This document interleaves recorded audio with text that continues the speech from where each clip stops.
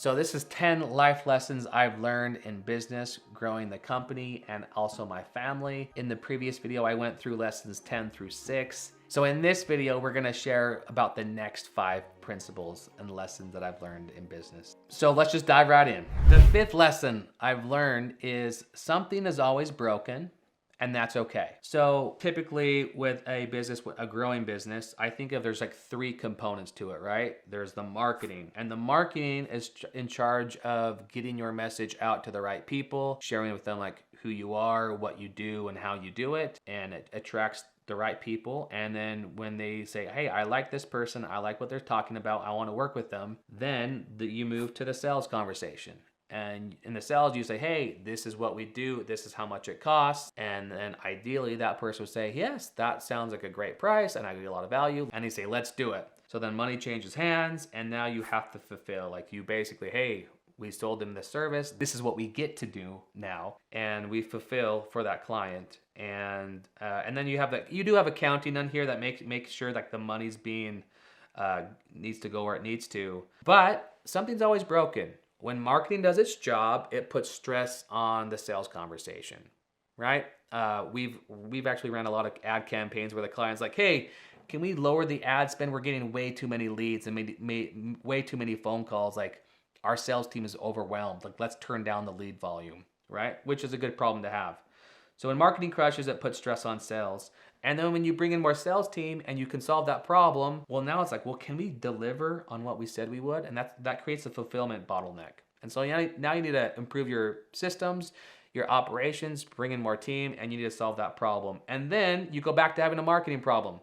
Let's increase the ad spend, let's increase the marketing, and that's how like the business grows. And I used to get really overwhelmed when we weren't getting sales. And then once I fixed the sales problem, like I knew like the bottleneck was we couldn't add one more client to us because we were already stressed in capacity.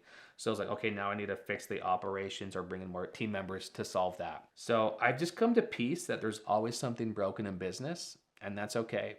It just find it and fix it and improve it and keep going. So that's lesson number 5. The 4th lesson is it's hard to read the label when you're inside the bottle, right? As people in our lives, or maybe it's in your own business, is we're trapped inside our bottle and it's hard to see what other people see when we're inside of it. We think we know what our industry really well, we know what we do really well, and sometimes it's hard to communicate that value to others and also see what other people see in the business or in us. And the lesson in that is I think it's really important to surround yourself with people who think differently than you, who are differently than you. That might mean bringing on team members into your business that have different skill sets than you. That could also mean hiring a coach who can help you look at what you got going on and give you a different perspective, and they can really see your blind spots. It could be having a mentor that you can share your problems with and they can help you solve those problems. Or maybe you join a mastermind where you can surround yourself with other people that can help get a different perspective for what you've got going on. So again, it's hard to read the label when you're inside the bottle. Get some other people to work with you so they can help you read that label and find your blind spots. Number 3, fall forward. This is another snowboard analogy. So again, every year I go snowboarding up in the backcountry in Canada, a place called Baldface, and it's a snowboarder's dream, right? Like there's like powder everywhere, this untouched powder. And one of the challenges, if you're not used to riding powder, like if you go to a resort, you fall, you push yourself back up, no problem. But if you fall in the backcountry and you're falling in like a foot or 2 of powder, like if you fall, you can't get up because there's not like a solid ground to push yourself up. And it could take minutes and all of your strength and energy just to fight back out of the powder. So the key is when you fall forward so that you can like do a somersault and land back on your feet and keep moving down the mountain. You don't want to fall back because then you can't get up. But if you fall forward, your momentum will swing you over and you can catch yourself and keep riding. And not only does this analogy work in snowboarding, but it works in business and life as well. Like if you fall, and you will make mistakes, fall in a way where you can learn from it quickly.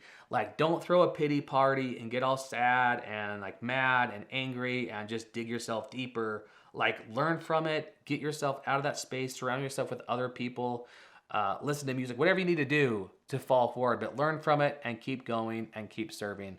I know it's easier said than done, but keep that fall forward analogy in your head, and hopefully it will help next time you make a mistake or fall down. Number 2, integrate work and family. Sometimes we have our work life where we're just, serious, or we get work done, and then we come home and we're a different person, and they're kind of like two separate lives that happen. And people always like, well, how do we balance both of them? And I think if you keep them separate, it can add its challenges, right? And I found a lot of peace just not trying to separate the two, but by integrating them. Like, I've had a sales call in the first year in business. This was before COVID. We were a hybrid model, so most of our team worked from home.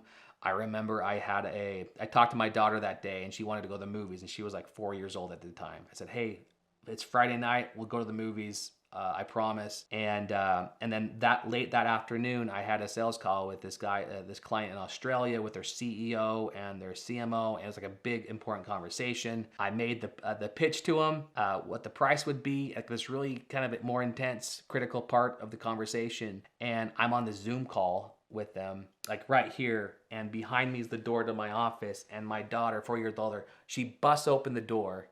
She's like, Dad, it's time to go to the movies. And there's like that split second of panic, right? Because I got the client right here and I got my daughter right here. I remember looking back and forth, like, oh my gosh, what am I gonna do? I could have like freaked out and yelled at her, but that wouldn't have helped any situation. But I said, I don't know what happened, but in that split moment, I said, hey, come here. And I introduced my daughter to the client. I'm like, hey, sorry, this is I didn't say so. I said, this is my daughter. She's just always curious what I'm doing. I introduced her.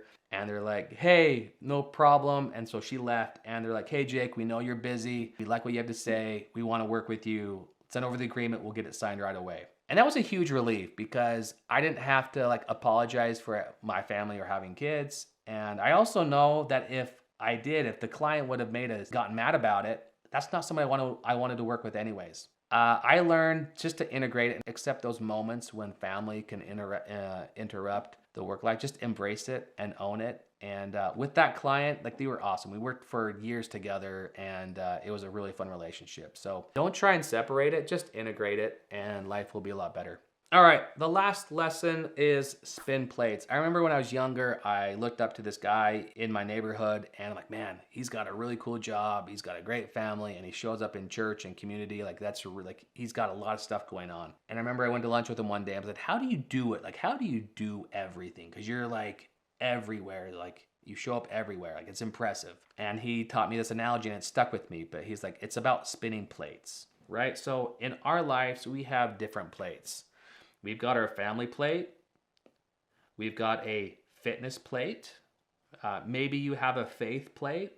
You've got a finance plate, and you have a fun plate. These important aspects in your life. And it's about focusing on one at a time. When you're with your family, get your family plate spinning, get that running so it's taking care of itself. And then you can go to and work on your fitness. Maybe you need to get in a healthier spot. So work on your fitness, get that plate spinning. And then, I need to go to work because I need to make some money. All right, so get that finance plate spinning, that work plate, and that's going. But then, start to notice, my family plate's starting to wobble. Okay, let me go back, get that back in a good spot. Okay, cool. Hey, guess what? I haven't had fun in a long time. Let me go take some time for me. So go spin the fun plate. And then the problem happens is when you try and be two places at once. Sometimes at work, we start to resent work because we're not with our family. And sometimes when we're with our family, we start to resent them because we're not at work. But wherever you are, be there, be 100%, get that working, and then you can move on to the next one. So don't try and balance all the different plates all at once, or they're going to crash. You can't spin 3 plates at the same time. Focus on one at a time, get that working, and then move on to the next. And that way, I've found that I've been able to integrate a lot of that and have a more integrated life where I'm not as stressed out, as overwhelmed as I normally would be. Those are the 10 lessons I've learned in the decade. Hopefully they've helped. Hopefully you can get one of those things and maybe implement it and apply it. But I'm curious, what's been helpful for you as you've grown your business, as you've grown your family? What's been helpful for you? Do these relate to any of you, or do you have something you want to add to the list? Let me know in the comments, and we can continue that conversation there. And the number one lesson is be a good plate spinner. I remember I asked a mentor when I was younger how he did it all. because he showed up, he had an awesome job at work, he showed up with his family, he had a great family, and he's also showed up in church and his community, and I respected that. And I remember asking him, how do you do it all? And he said, I just get really good at spinning plates. And I've integrated that into what I've been doing the last 10 years. It's been really helpful. So like you have your work plate, like how can you make money? You get that working well. And then you focus on, oh, my family, like let's get the family's plate spinning and keep that going. I need to take better care of my health. Let me work on the fitness plate and get that spinning. Oh, my family plate's starting to wobble. Let me go back and take care of the family. I haven't had fun in a while. Let me get the fun plate spinning and let's get that working. So think of the different aspects of your life as plates and just focus on one at a time. When you're with your family, be with your family. When you're with work, be at work and get those plates spinning.